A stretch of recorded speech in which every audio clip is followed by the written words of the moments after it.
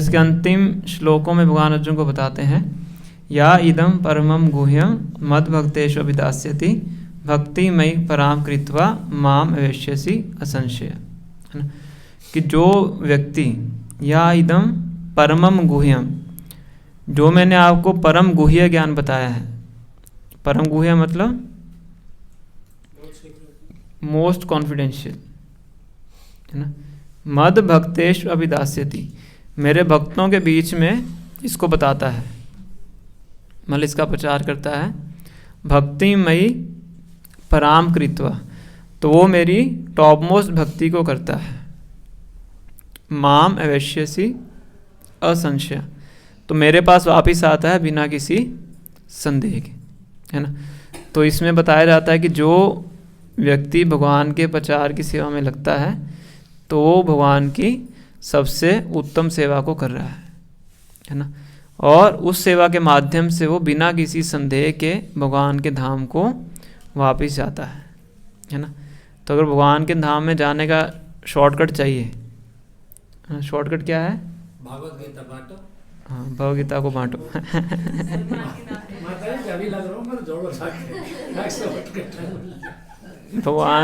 भगवान के संदेश का प्रचार करो, है ना। क्योंकि प्रचार करना भगवान की सेवा है। भगवान की सेवा मतलब क्या है? भगवान की टेंशन है।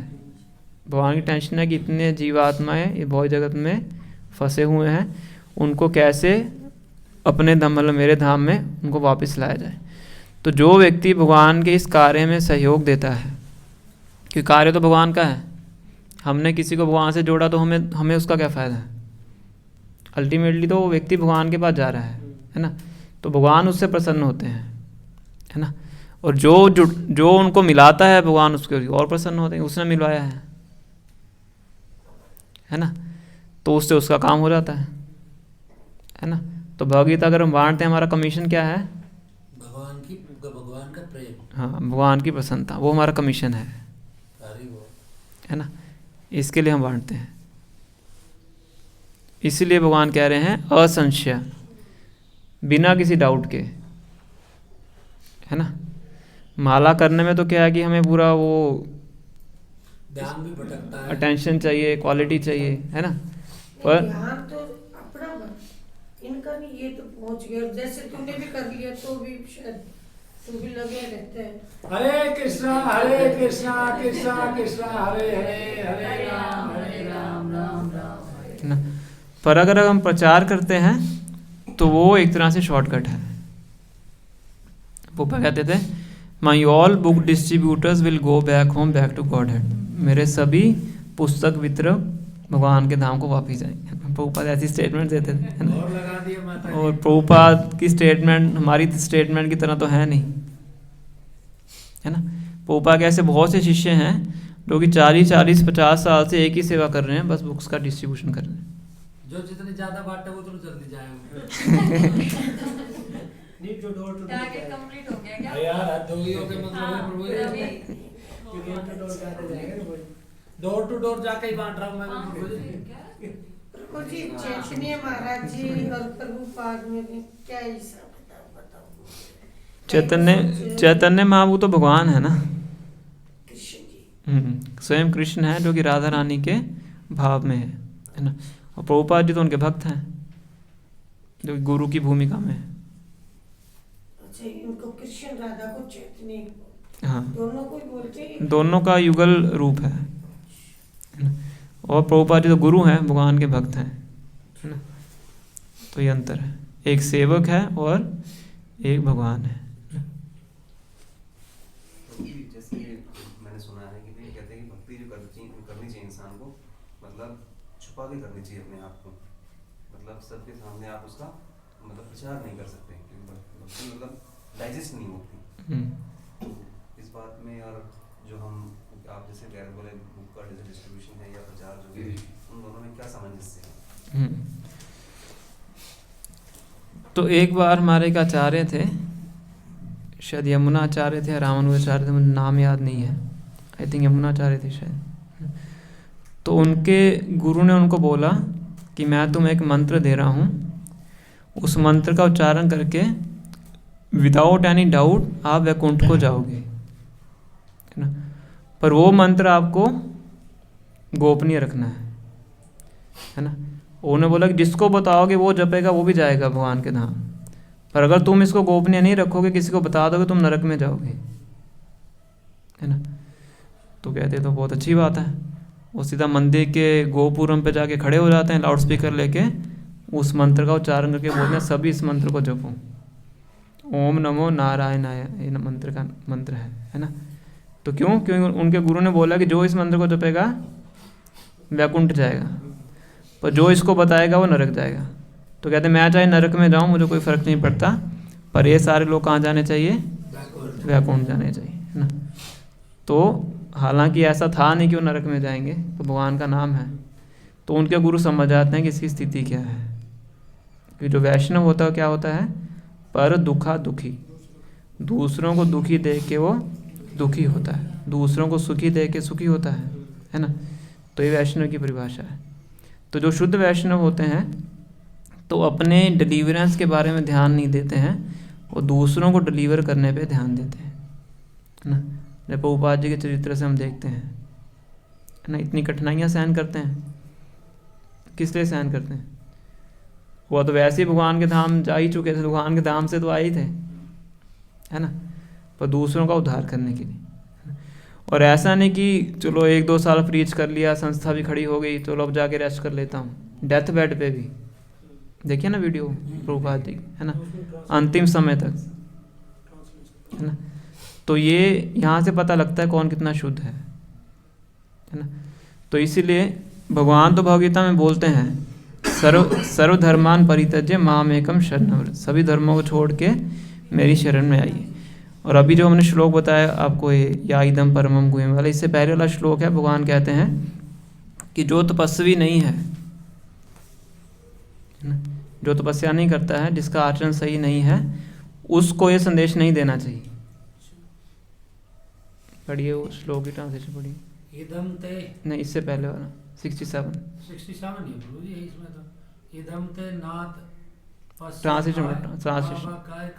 ट्रांसलेशन ट्रांसलेशन, तुझे यह गीत रूप रहस्यमय उपदेश किसी भी काल में न तो तप रहित मनुष्य से कहना चाहिए, न भक्ति, वेद शास्त्र और परमेश्वर तथा महात्मा और गुरुजनों में श्रद्धा प्रेम और पूज्य भाव का नाम भक्ति है। न भक्ति से रहित, भक्ति रहित से और न बिना सुनने की इच्छा वाले से कहना चाहिए, तथा जो मुझ में दोष दृष्टि रखता है उससे तो कभी भी नहीं कहना चाहिए। तो भगवान ने 4 गुण बता दिए, है ना। जो तपस्या नहीं करता है, जो भक्ति नहीं करता है, जो सुनना नहीं चाहता है, कि उसको ये ज्ञान नहीं देना चाहिए। तो प्रभु जी मैं सही बंद कर देता हूँ किताब नाटते किसी में दोबारा जिक्र नहीं करूँगा। पर जो भगवान के भक्त होते हैं वो भगवान से भी ज़्यादा कृपालु होते हैं। इसलिए श्री चैतन्य महाप्रभु को बोला गया है नमो महावदान्याय, क्योंकि राधा रानी के भाव में है। राधा रानी को है टॉप मोस्ट डिवोटी हैं, तो क्योंकि टॉप मोस्ट डिवोटी हैं इसलिए हर किसी को कृष्ण प्रेम बांटना चाहती हैं। ये चैतन्य महाप्रभु फ्रीली डिस्ट्रीब्यूट करते हैं, है ना। कोई क्वालिफिकेशन किसी के पास है नहीं है, वो ध्यान नहीं देते, सीधा जाके उसको कृष्ण प्रेम दे देते, है ना। तो इसीलिए सबसे पहला पॉइंट तो ये है कि जो प्रचार की सेवा है वो सबसे उत्तम सेवा है। और ऐसा नहीं होता कि अगर हम भक्ति किसी को बांटते हैं तो हमारी भक्ति कम होती है, ऐसा नहीं होता है। उसमें उससे भक्ति में और ज़्यादा वृद्धि होती है जितनी हम बांटते हैं, है ना। और ऐसा भी नहीं है कि भक्ति को छुपा के रखना चाहिए, है ना। अपनी भक्ति को छुपा के रखना चाहिए, मैं कितनी भक्ति करता हूँ, है ना, कितनी माला करता हूँ, ये सब चीज़ें खुलेआम में नहीं बतानी चाहिए, क्या सेवा करता हूँ, कितनी सेवा करता हूँ, है ना। उस चीज़ को छुपा के रखना चाहिए, क्योंकि वो फिर हमारे अहंकार का वो बन जाता है ना। तो उसको छुपाना चाहिए, पर ऐसा नहीं कि जो भक्ति है उसको बांटना नहीं चाहिए, है ना। हम क्या करते हैं उसको छुपाना चाहिए, है ना, ताकि उससे हमें फालतू की प्रशंसा प्राप्त ना हो, तो वो भक्ति में बाधा है ना। पर भक्ति को बांटने में कभी संकोच नहीं करना चाहिए। बांटने में और उसमें क्या फर्क रहेगा?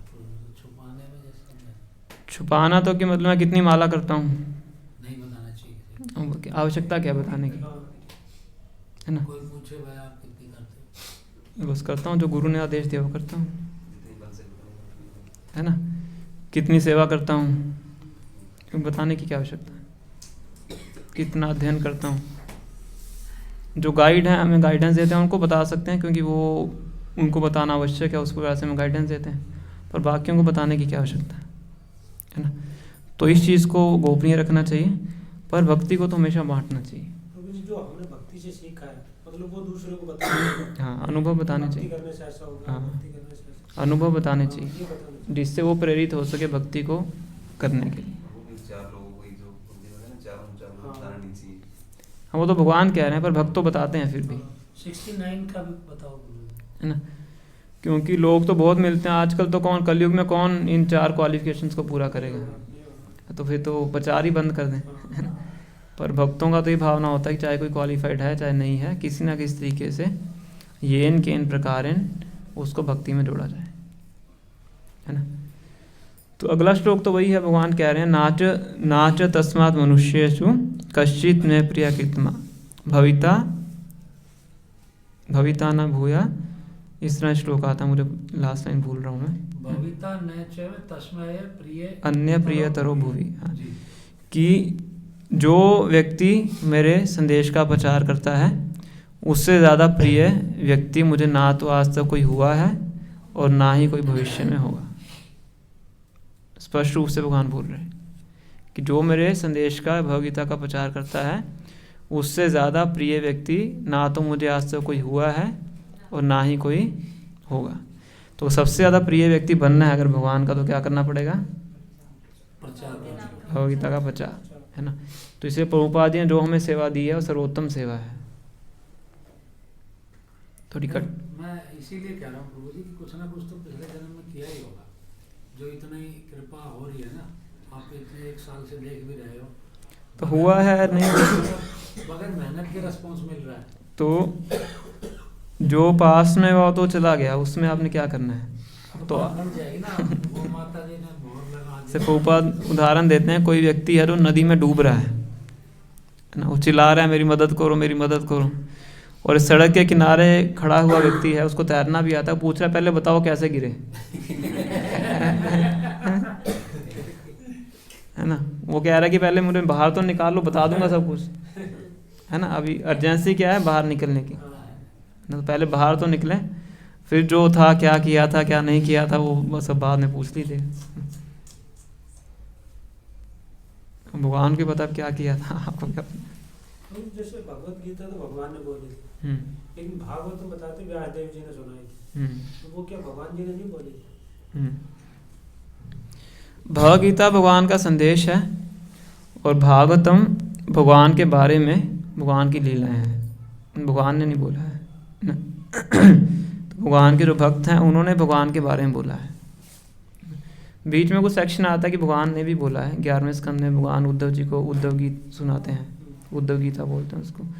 10वें स्कंद में भगवान ने अलग अलग भक्तों के साथ बातचीत किया, तो वो सब चीज़ें हैं, पर सुनाने वाले भगवान के भक्त हैं। सुखदेव गोस्वामी हैं, परीक्षित महाराज हैं, विदुर हैं, मैत्रेय हैं, उनका संवाद आता है, विशुद्ध गोस्वामी, शौनक ऋषि, इन सब का डिस्कशन आता है।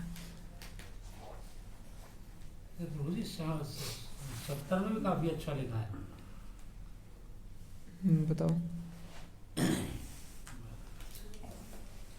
70वां श्लोक संस्कृत में नहीं पढ़ा जाएगा। अध्यस्त च य इम धर्म संवाद मायमो ज्ञान यज्ञेन तेना हमिष्ट शया मिति में मति। जो पुरुष इस धर्म में हम दोनों के संवाद रूपी गीता शास्त्र को पढ़ेगा उसके द्वारा भी मैं ज्ञान यज्ञ से पूजित होऊंगा, ऐसा मेरा मत है।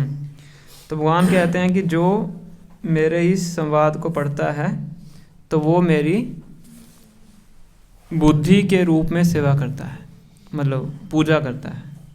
भगवगीता को पढ़ना भी भगवान की पूजा के ही समान है। पूजा किससे हो रही है? इंटेलिजेंस से। नॉर्मली हम पूजा करते हैं अगरबत्ती से, दीप से, है ना। तो भगवगीता को पढ़ना ही पूजा है, पर किसके माध्यम से? बुद्धि के माध्यम से, इंटेलिजेंस, है ना। तो इसलिए भगवगीता को लाल कपड़े में लपेट के रख देने से उसकी पूजा नहीं होती है, भगवगीता को पढ़ने से उसकी पूजा होती है ना। हमें लगता है कि भगवगीता को लाल कपड़े में लपेट के मंदिर में रख दीजिए, है ना, उससे पूजा नहीं होती है। पूजा कैसे होती है? पढ़ने से। किताब है, पढ़ने के लिए है, तो किताब को पढ़ना चाहिए, है ना। तो पढ़ाई करने से उनकी वर्शिप होती है। नेक्स्ट में बहुत अच्छा कह रहे हैं भगवान की, जो मनुष्य सब में अच्छा श्रद्धा नहीं, ये 4 श्लोक ही आगे देख लिया मैंने, आगे नहीं है, ये 4 हैं, 68, 69, 70, 71। 71 में भगवान कह रहे हैं श्रद्धावान यूयश्च श्रणी यादपि यो नर सोपी मुक्त सुभाल्यो कान प्राता पुण्य कर्माणाम। जो मनुष्य श्रद्धायुक्त और दोष दृष्टि से रहित होकर इस गीता शास्त्र का श्रवण भी करेगा, वह भी पापों से मुक्त होकर उत्तम कर्म करने वालों के श्रेष्ठ लोगों को प्राप्त होगा। जो सुनेगा, सुनने की 2 क्वालिटीज बताई हैं, श्रद्धा और बिना ईर्ष्या के, है ना। तो भगवान श्री कृष्ण से ईर्ष्या नहीं है और श्रद्धा से सुनेगा तो सुनने मात्र से ऐसे लोकों में जाता है जहाँ पे पुण्य आत्माएं जाती हैं और अपने पापों से छुटकारा प्राप्त करता है ना। तो भक्ति की हर विधि क्या है? शक्तिशाली है। पढ़ने में फ़ायदा है, सुनने में फ़ायदा है, बांटने में फ़ायदा है, शिक्षाओं को अपनाने में फ़ायदा है, तो हर चीज़ में फ़ायदा है। सब तक तो बात नहीं है। जो ज़्यादा बांटेगा वो जल्दी जाएगा। 1100 के आगे 1 जीरो और लगेगी अभी। लग गई हो तो? हरे कृष्णा कृष्णा कृष्णा हरे हरे। हरे राम राम। आपकी जबान पे अभी सरस्वती बैठी है। कई घमंड करते हैं, अपनी भक्ति करते हैं जो, उस पे भी घमंड करते हैं, क्यों? वो अभी हमारे अंदर अनर्थ अभी ख़त्म नहीं हुए, है ना, है ना। अभी हम भक्ति भी कर रहे हैं और पूरी तरह से शुद्ध भी नहीं हुए हैं, है ना। तो गंदगी भी है और सफाई भी कर रहे हैं। तो कई बार गंदगी प्रोमिनेंट हो जाती है, तो उस पर ज़्यादा ध्यान नहीं देना चाहिए। ध्यान इस पे देना चाहिए कि वो भक्ति भी कर रहा है ना। जैसे कोई व्यक्ति है पूरा कीचड़ से भरा हुआ है पर शावर के नीचे खड़ा है ना। तो शावर के नीचे खड़ा अभी भी गंदगी दिखेगी पर बहुत जल्दी गंदगी धुल जाएगी क्योंकि शावर के नीचे खड़ा है ना। इसी प्रकार से भक्ति कर रहा है, उसके अंदर नर्थ भी दिखेंगे, नर्थों की मैनिफेस्टेशन भी दिख सकती है, काम क्रोध लोभ मोह मद मत्सर है, पर क्योंकि भक्ति कर रहा है, करता रहेगा तो धीरे धीरे वो खत्म हो जाएगा। कृष्ण प्रभु जी से कही मैंने ये बात, ये 1100 गीता बांटा, ये गुप्त रखे ना तो ये सारी बहुत माता जी वो प्रेरणा नहीं मिलेगी ना, फिर दूसरों को प्रेरणा नहीं, सब गुप्त बहुत बड़ी चीज गड़बड़ हो जाएगी, फिर दूसरों को भी इच्छा ये होगी। इसको तो देख माता के जी, माता जी ये प्रभु तो यहाँ 2000 लिखवा दी, मेरा क्या करूँ? माला देखो 108 की माला कितनी माला हुई, 1100 में कितनी माला हुई, 11 पर 8 खंड, अभी तो 108 की माला पूरी भागवत से करो, जैसे अभी 11 ही हुई है, देख लो कितनी बाकी है। माता जी 108 होली ना? नहीं 1100 है प्रभु जी, आप लगाना 108 के हिसाब से कितनी माला हुई इनकी? 10,000 10,000 10,000 ना माता जी आप उस हिसाब से तो बर्बाद होगा। नहीं अच्छा है, कुछ ना कुछ तो कमा माता जी रहा ये तो है, 10 माला हुई है, ये तो 16 भी ना हुई है, अगर 108 तो तुम माला पूरी कर दी। 16 माला ना 16 नहीं, तो 108 इतनी वहाँ पर बांटेगा जब जाके कहीं प्रेरणा 108 तो बात सुनो नहीं सुनो है। सुनो मुझे एक सवाल और पूछना है। जैसे आपने कल बताया था कि अपना जो संप्रदाय है वो गौर संप्रदाय है, तो कृष्ण की भक्ति तो प्रभु जी वृंदावन में बहुत अलग अलग संप्रदाय मतलब है। तो मैं पूछना चाहता हूँ कि मान लो कि इंसान को अपने स्वभाव के अनुसार इन अलग अलग संप्रदाय को ज्वाइन करना चाहिए या क्या, इस मतलब कैसे करना चाहिए? पहली बात तो जो हमारा संप्रदाय गौड़ीय वैष्णव संप्रदाय है, गौड़ीय है ना, तो 4 मेन संप्रदाय हैं परमाणिक, है ना। एक है कुमार संप्रदाय, एक है कुमार संप्रदाय। कुमार संप्रदाय मतलब जिनको 4 कुमारों ने शुरू किया है, मतलब जिनके आचार्य 4 कुमार हैं, ब्रह्मा जी के 4 पुत्र, है ना। एक है रुद्र संप्रदाय, जिसके आचार्य हैं शिव जी ने ज्ञान शुरू किया है ना। एक है श्री संप्रदाय जिसको शुरू किया लक्ष्मी देवी ने, और एक है ब्रह्म संप्रदाय जिसको ब्रह्मा जी ने शुरू किया। तो ये 4 प्रमाणिक वैष्णव संप्रदाय हैं, है ना।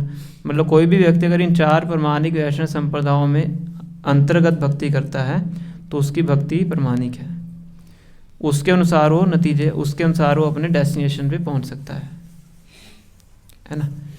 तो जो हमारा संप्रदाय ब्रह्म संप्रदाय के अंतर्गत आता है, क्योंकि श्री चैतन्य महाप्रभु ब्रह्म संप्रदाय के अंतर आते हैं। तो हमारा है ब्रह्म मधव गौड़िया संप्रदाय, पूरा नाम ये है, ब्रह्म संप्रदाय ही है बेसिक, है ना। तो अलग अलग जगह पे अलग अलग संप्रदाय हो सकते हैं। अगर कोई व्यक्ति किसी भी संप्रदाय में है, अगर इन 4 में आता है तो सही भक्ति कर रहा है, अगर इन 4 के बिना है तो फिर वो प्रमाणिक नहीं है। संप्रदाय विहीनस्य मंत्रम निष्फलम भवेत्, इस तरह से बोल कि अगर कोई इन संप्रदायों में नहीं है, किसी और अपना ही अलग संप्रदाय बनाया है, तो उसमें जो उसका सब कुछ है वो निष्फल होता है। क्योंकि आप जाएंगे तो ऐसे बहुत से अपसंप्रदाय भी हैं। अपसंप्रदाय मतलब इन 4 संप्रदायों से अलग हैं, डिविएटेड हैं, खुद से ही शुरू किए हुए हैं, है ना। तो बहुत से ऐसे हैं, बाद में कभी बताएंगे उनके बारे में। तो उनमें सब अपने तरीके से कुछ ना कुछ करते रहते हैं। जैसे शिव जी का जो संप्रदाय है उसमें जैसे नागा साधु भी है, अघोरी भी बताते हैं। नहीं, ऐसा नहीं, वो दूसरे शैवाइट्स हैं, वैष्णव नहीं। तो वो तो जैसे नशा वगैरह यूज करते हैं। हाँ, वो वैष्णव नहीं है, भक्ति में वो संप्रदाय में नहीं आते हो। अच्छा। वो वैष्णव संप्रदाय में नहीं है, वो शैवाइट्स हैं, शिव जी की पूजा करते हैं। रुद्र संप्रदाय का मतलब क्या है कि जो भगवान शिव ने टीचिंग्स दी हैं भगवान श्री कृष्ण की पूजा करने की, वर्शिप करने के लिए, वो रुद्र संप्रदाय है। रुद्र संप्रदाय का मतलब ये नहीं है कि जिनके आराध्य देव रुद्र हैं, वो तो शैवाइट्स हैं। शैवाइट्स मतलब शिव जी के उपासक, ऐसे शाक्ताज होते हैं, शक्ति मतलब दुर्गा देवी के उपासक, इस तरह से। वो रुद्र संप्रदाय नहीं है। तो वो भक्ति करते हैं वो नागा साधु और ये अघोरी, अब पता नहीं क्या करते हैं।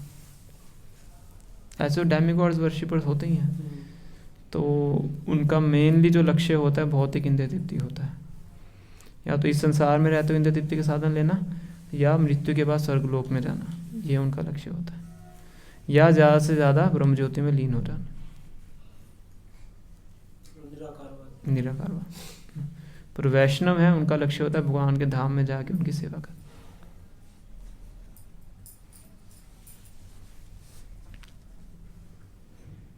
प्रभु जी, उद्धव जी को गोलक धाम की प्राप्ति हुई थी। उद्धव जी, वो तो बहुत ज्यादा ज्ञानी बताते हैं। उद्धव जी द्वारका के वासी हैं, गोलोक धाम के नहीं। द्वारकाधीश, गोलोक वृंदावन में तो केवल ब्रजवासी रहते हैं जो भगवान श्री कृष्ण के वर्शिपर हैं, वृंदावन कृष्ण के ना। वृंदावन में और द्वारका में अंतर है। तो उद्धव जी हैं वो द्वारका के रेजिडेंट हैं।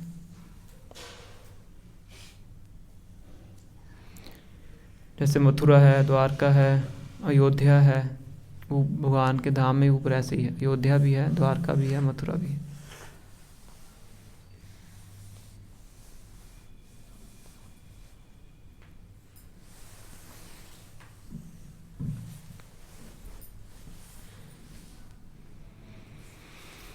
बताइए, कोई और प्रश्न है किसी का?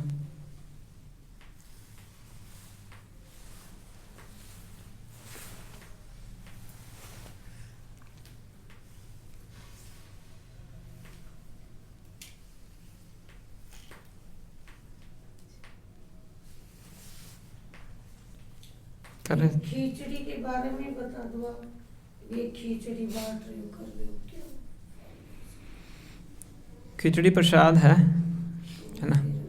तो प्रसाद का अर्थ क्या होता है कि जो भी हम खाद्य पदार्थ भगवान को भोग लगाते हैं, भगवान उसको ग्रहण करते हैं, तो वो फिर प्रसाद बनता है ना। तो बेसिकली भगवान की कृपा है जो हमें प्रसादम के माध्यम से प्राप्त होती है ना। तो बताया जाता है साधारण शब्दों में कि जो भी व्यक्ति किसी चीज़ को खाता है ना, उसके जो अवशिष्ट होता है उसमें उस व्यक्ति के गुण जाते हैं, गुण या दोष जो भी कर्म बोल सकते हो, है ना। तो इसीलिए किसी का जूठा नहीं खाना चाहिए, ऐसा बोलते हैं, है ना। उसके कर्म भी ट्रांसफ़र होते हैं, ऐसा बोला जाता है ना। पर अगर हम भगवान का जूठन खाते हैं उसके अंदर क्या है, भगवान की क्वालिटीज़ हैं बेसिकली उसमें, और भगवान में फिर अंतर नहीं है, है ना। तो जब हम प्रसाद ग्रहण करते हैं तो इस तरीके से हम भगवान के संपर्क में आते हैं, है ना। केवल प्रसाद ग्रहण करने से ही हमारे अनेक पापों का अंत होता है ना। प्रसाद सेवन करीते है सकल प्रपंच जाए, इस तरह से एक वैष्णव सॉन्ग आता है ना, कि प्रसाद का सेवन करने से सारे पापों से छुटकारा प्राप्त होता है। इसलिए जो प्रसाद है उसका भरपूर मात्रा में वितरण किया जाता है ना, कि अगर प्रसाद ग्रहण करने से इतना लाभ होता है तो प्रसाद को फुल कैपेसिटी में बांटा जाए।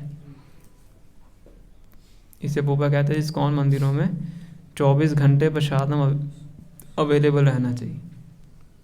शुरुआत में पोपा ने आदेश दिया अगर कोई रात को भी आ रहा है गेस्ट मंदिर में उसके लिए प्रसाद होना चाहिए। क्या कोई रात को 12 बजे मंदिर में आता है उसके लिए प्रसाद होना चाहिए, प्रभुपाद ऐसा कहते हैं। 24 आवर्स प्रसादम अवेलेबल मंदिर में रहना चाहिए, भगवान का प्रसाद वितरण होना चाहिए। इसलिए खिचड़ी बांटते हैं हम, जितने लोग ग्रहण करेंगे उनका भक्ति प्राप्त होती है, भक्ति उन्मुख सुकृति प्राप्त हो जाती है। जैसे जैसे खाता रहेगा उतना आगे बढ़ता रहेगा, फिर एक दिन आएगा वो भक्ति स्वीकार कर लेता है।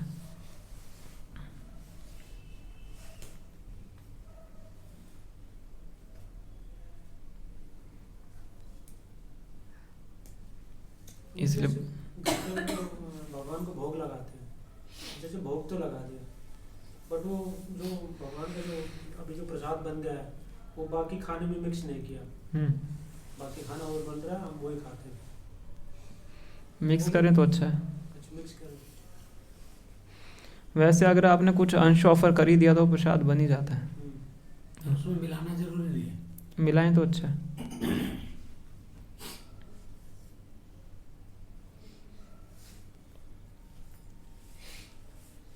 दीपावली वगैरह पे हम पूरी बनाते हैं या कुछ भी बनाते हैं उसको अलग रखते हैं, तो वो गाय को देते हैं तो उसका उससे कुछ पुण्य प्राप्त हो जाता है, भक्ति प्राप्त नहीं होती है। मतलब जैसे खीर बनी या कुछ बना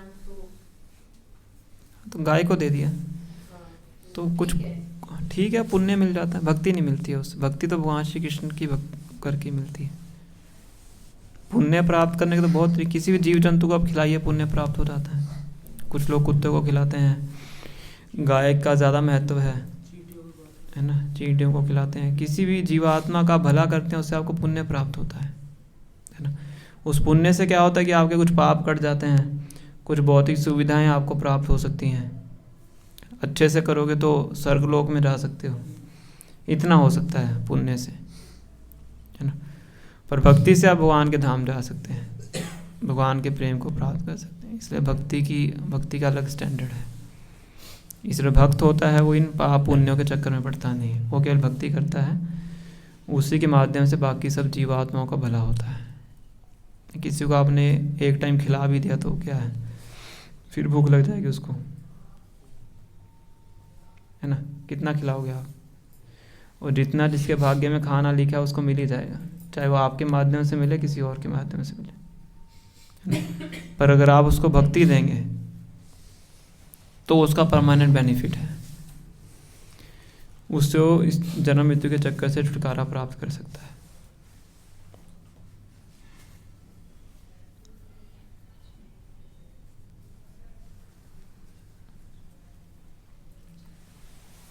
पूछ कृष्ण भगत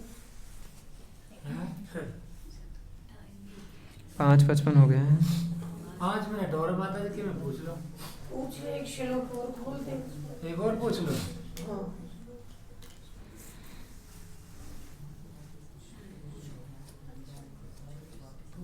गुरु पूजा का कोई फिक्स टाइम होता है या कभी भी कर सकते हैं? गुरु पूजा 7:40 पे होती है हर रोज।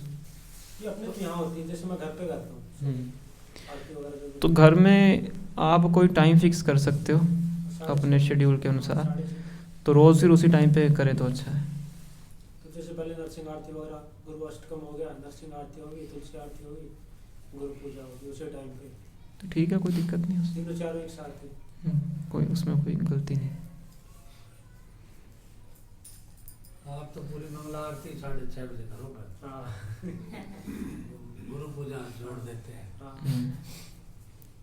तो ठीक है, रोज़ इसी टाइम पे करिए, कोई दिक्कत नहीं उसमें।